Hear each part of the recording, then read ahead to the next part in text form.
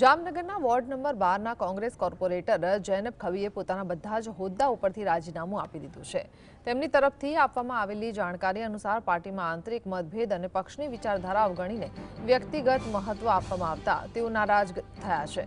તેમણે કહ્યું છે કે પક્ષની સિદ્ધાંતોને અવગણતા મહત્વ આપવું યોગ્ય નથી, તેથી તેમણે રાજીનામું આપવાનું નક્કી કર્યું છે। જનેબ ખફીનું આ પગલું શહેરના કોંગ્રેસ કાર્યકરોમાં ચર્ચાનો વિષય બન્યો છે।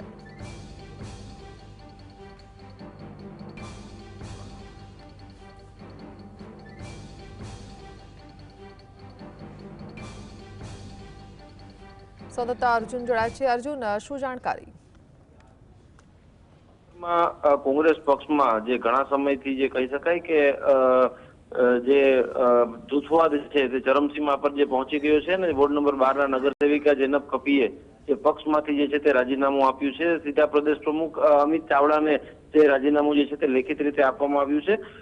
પક્ષમાં હુસાતુસી જી હજૂરી કરવાની જે આક્ષેપ જે છે તે નગરસેવિકા દ્વારા કરવામાં આવ્યા છે। છેલ્લા 2 ટર્મથી સતત કોર્પોરેટર તરીકે ચૂંટાઈને આવેલા હતા જૈનબબેન ખફી, અને ત્યારબાદ જે કહી શકાય કે છેલ્લા એની 2 ટર્મ પહેલાના તેઓ 2 વખત પરાજય થયા હતા। એટલે કે અંદાજિત 20 વર્ષથી જે કોંગ્રેસ પક્ષ સાથે જોડાયેલા છે અને વોર્ડ નંબર 12 જે કોંગ્રેસ પ્રેરિત જ આખો જે વોર્ડ જે છે તે માનવામાં આવે છે, તેમાં 4 કોર્પોરેટર કોંગ્રેસના ચૂંટાયેલા છે, પરંતુ આંતરિક જૂથવાદના કારણે જે તેઓએ પક્ષમાંથી રાજીનામું આપ્યું છે, તમામ હોદ્દા ઉપરથી રાજીનામું આપ્યું છે।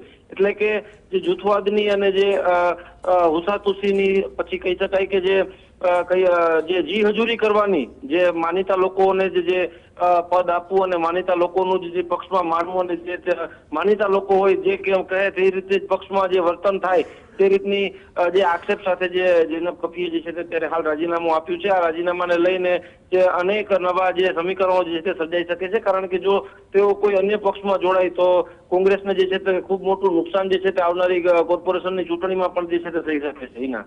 જી, આભાર।